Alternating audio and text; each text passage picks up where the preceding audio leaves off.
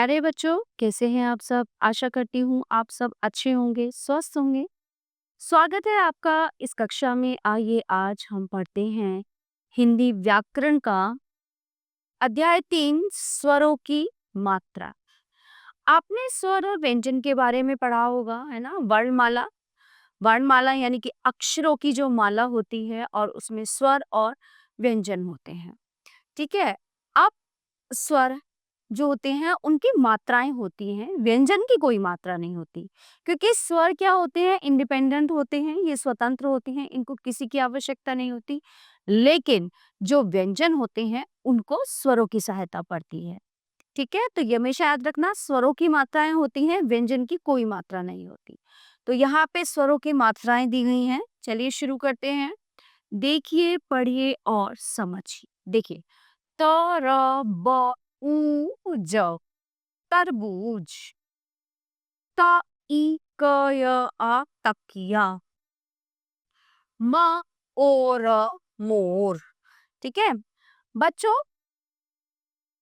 भाषा में प्रत्येक स्वर के लिए एक चिन्ह होता है। ये चिन्ह मात्रा कहलाता है।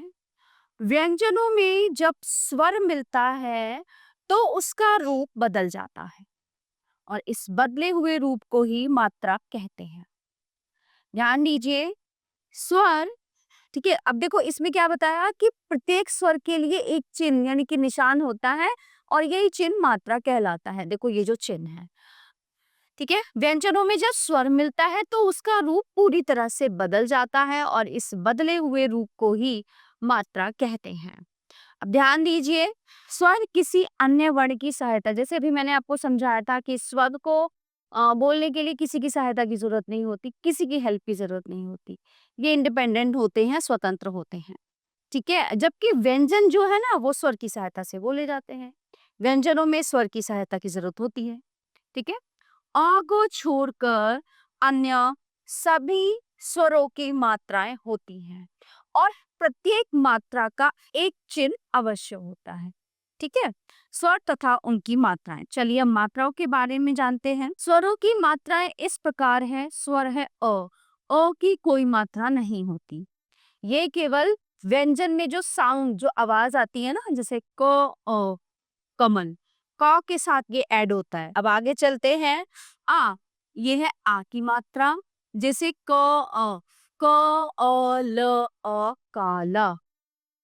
छोटी ई, ये है छोटी की मात्रा का चिन्ह। क ई कितना। बड़ी ई क ई, क ई ल कील। छोटा ऊ क ऊ कुल। बड़ा ऊ का ऊ कूदना।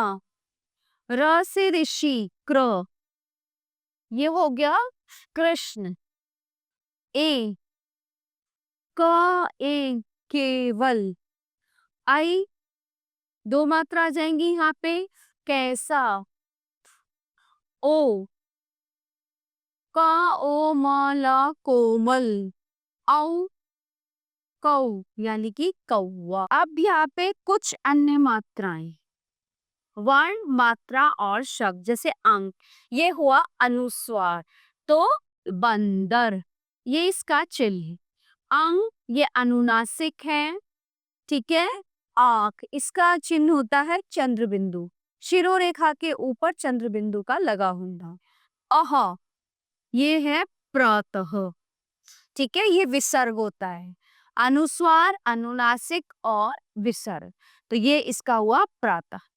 तो इस पाठ से हमने सीखा कि भाषा में प्रत्येक स्वर के लिए एक निश्चित चिन्ह यानी निशान होता है, जिसे मात्रा कहते हैं और स्वर की कोई मात्रा नहीं हो। तो प्यारे बच्चों, ये पाठ यहीं पे समाप्त होता है। आशा करती हूँ आपको अच्छे से समझ आया होगा। मिलते हैं अगली कक्षा में। धन्यवाद।